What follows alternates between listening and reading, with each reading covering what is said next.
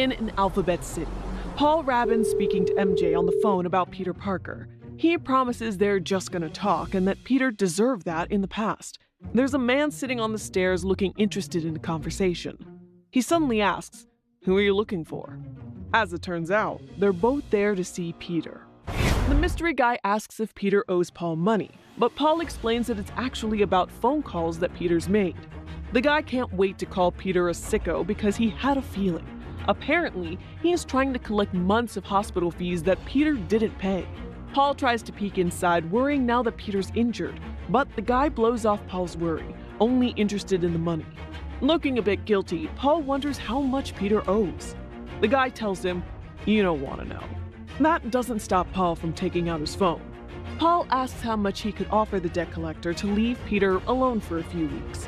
He doesn't believe Paul at first. When Paul mentions Venmo, he throws out $1,500 as the amount. Still, the guy can't understand why he'd help Peter with his bills.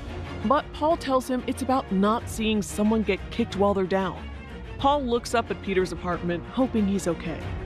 Spider-Man, aka Peter, is actually restrained by metal cuffs connecting his hands to his feet. He's in a tunnel underground, his mask already bloodied. Someone says, "He's slept enough," from off-screen. And it turns out to be the imposing crime boss Tombstone, Lonnie Lincoln, and his goons with boxes of roses behind them. They kick Spider-Man awake, his mask already torn from the earlier assault. Blood splashes as Spidey groans in pain. When Tombstone grabs him by the head, Spider-Man worries he's gonna remove his mask. But the boss says he doesn't care who Peter is and doesn't play dress-up with aggressive emphasis. With a balled fist, Tombstone warns Spidey that this next part is meant as a way for them to be even. And he starts beating the stuffing out of Spider-Man, with blood flying in all directions, even through the mask. And all Spider-Man can do is take it and groan in pain with a "Ah!" Tombstone smiles, satisfied. Spider-Man's blown back with the hit. After knocking the wall crawler down, Tombstone lets him know, "That's all there's gonna be," leaving him next to wooden planks on the ground. Spider-Man takes that moment to scream as loudly as he can while thrashing against his cuffs. Ah! Tombstone's not worried because they're far underground, and his chains won't ever break either. They're in an abandoned subway tunnel under his Harlem safe house. Spider-Man wonders what this whole situation's about. Tombstone watches him with a severe look, saying it's teaching him a lesson. Spidey cranes his neck to see Tombstone, blood dripping down his mask. The boss questions why he messed up his deal with the rose, especially since it had nothing to do with Spider-Man. Peter says there's nothing complicated about it. Tombstone's a bad guy, and he's a good guy.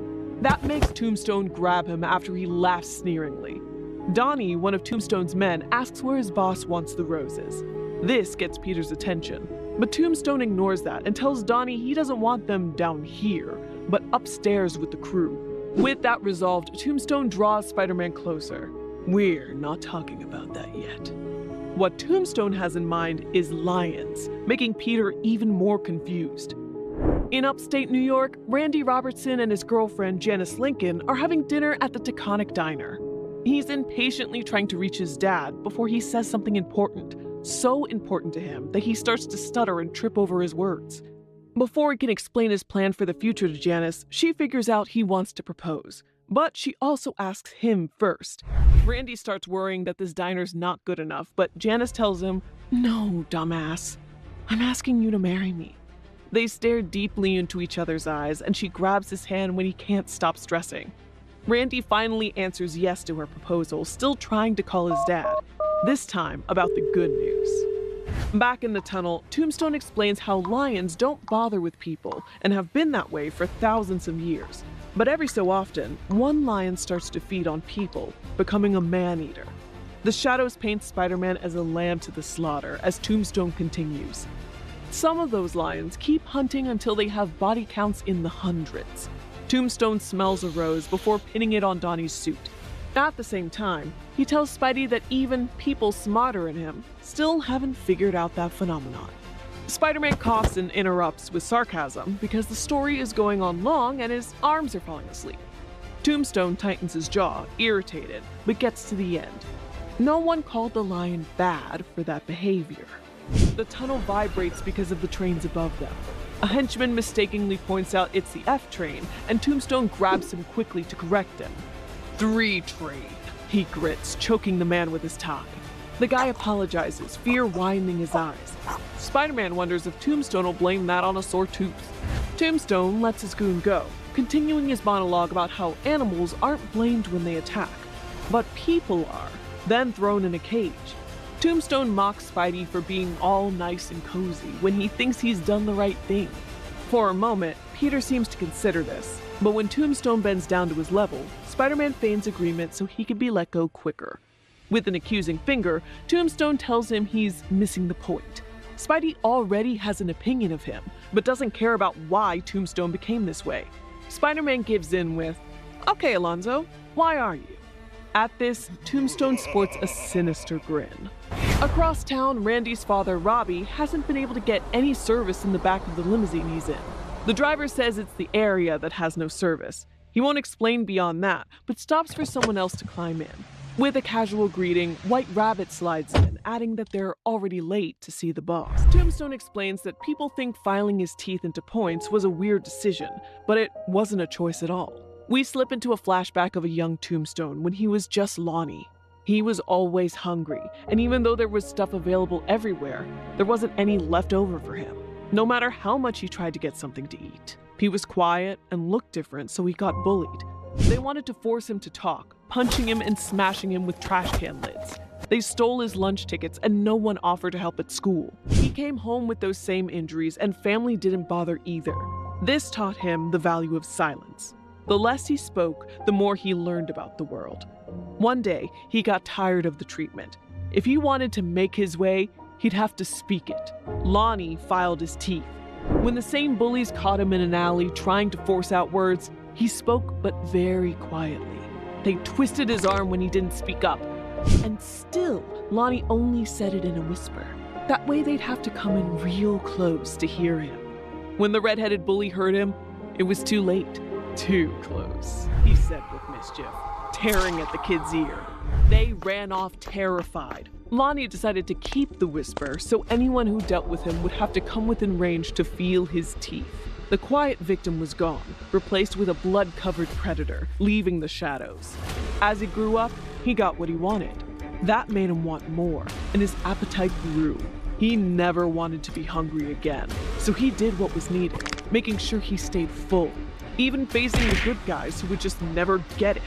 Tombstone believes no sin is too great if it's about feeding himself. Donnie tells him they're ready. More goons come through the tunnels wearing suits with roses. Spider-Man wonders whose men they are. Tombstone's amused, knowing that's the point, to make everyone think that. Tombstone's gonna send his men to shoot up 125th Street, pretending to be part of the Roses gang. Whoever shows up to stop it, like Captain America, Daredevil, will assume the Rose ordered a massacre. A bloodied Spider-Man starts to worry, calling Tombstone's plan crazy for involving civilians. But Tombstone argues that Spidey had nothing to do with the deal either. Desperate, Spidey tries to break the chains, and the crew leave, with guns drawn. Tombstone wants Spider-Man to know before he dies that he's got his friend Robbie. He plans to teach him a lesson too, since their kids are together. Then, he orders his goons to kill Spidey with no hesitation. As Donnie reaches for his concealed weapon, Spider-Man pleads, "Don't do this!" Now frantic, Peter screams for Lonnie to stop. He's learned his lesson. Tombstone's almost gone, going up a hatch. He turns around to let Spidey know it's too late to save the day. The hatch shuts with Spider-Man screaming for him to come back. Now he's alone with the goon, and his gun is coming closer to his face. Meanwhile, in Soho, Mary Jane's getting her daughter Rami ready for bed. She dotes on her little girl, tucking her in. That's when Rami notices a woman at the window, but MJ doesn't believe her. Black Cat steps in, announcing herself. Guilty as charged. MJ instantly recognizes it's Felicia, known by her alias Black Cat. MJ's somewhat glad to see her, if only Felicia's timing was better. Felicia's only here about their mutual acquaintance, Peter. MJ admits they haven't spoken in a while because of reasons that she doesn't share. MJ wonders if he's in trouble, but Felicia can't say for sure. All she's heard are rumblings on the streets. Instead of getting into it, Felicia starts to leave, planning to find Peter first. Felicia leaps from the window, telling MJ she's got a cute kid. When Rami asks about her, MJ says she's a friend from a long time ago. Spidey tries to break the cuffs, stressed that his spider strength isn't helping him this time. Donnie's gun gets closer, so Spidey focuses on how Tombstone explained his whole plan, including the part where he gets shot in the head. Peter can't break the chains because they're likely made of titanium. But to save face, he'll tell people it's adamantium.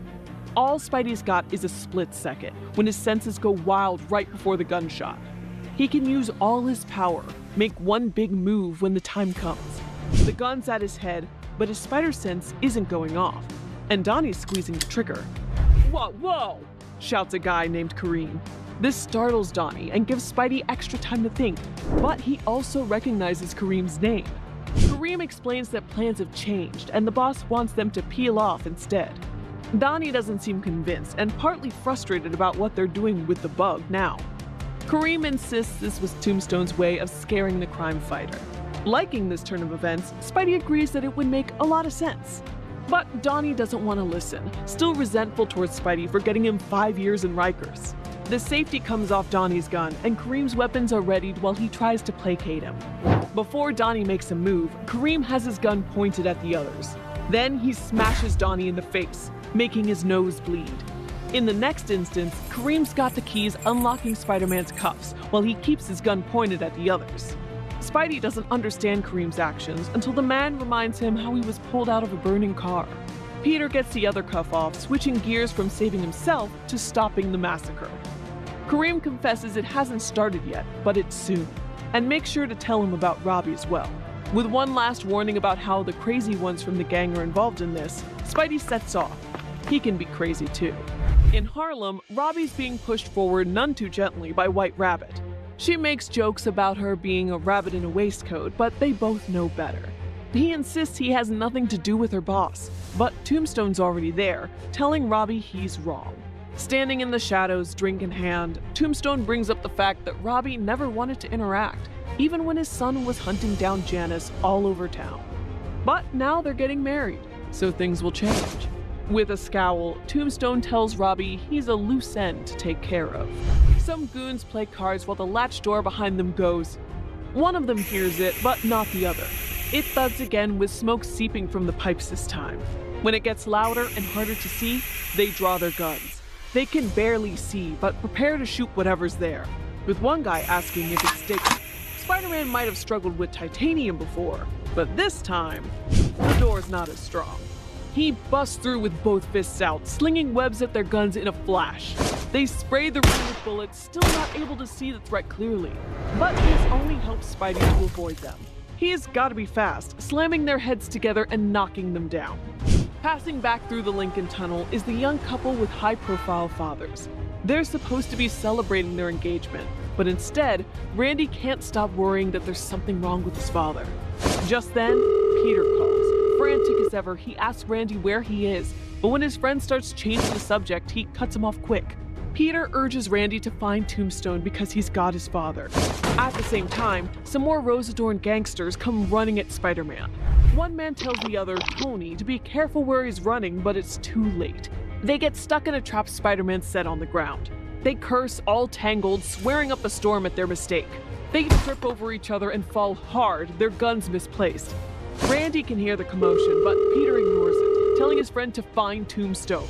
With more urgency, Randy tells Janice they need to find her father, which she thinks is a terrible idea. But the way he panics makes her change her mind, rushing through traffic. More goons wait outside the room, wondering if Spider-Man's there or not. But he turns up behind them. Spidey knocks them all into the wall like dominoes, mind still reeling about Robbie. He wraps up the men he knocked out, reminding himself to block out negative thoughts and focus on this. But more guys show up, so he slams the door shut with his web shooter. Once the goons catch up, they discover their pals out cold on the floor. As they approach, they walk into more webs left for them. Spider-Man comes crashing down, knocking their guns away. On the ceiling, Peter blends in with the darkness. This time, he warns them that he's run out of web fluid, so it's gonna hurt. He launches himself from above, deforming their faces with each blow. He can't stop until everybody's safe. They pull up to Tombstone's place, with Janice saying it would be better if she spoke to her dad, but Randy's speeding away.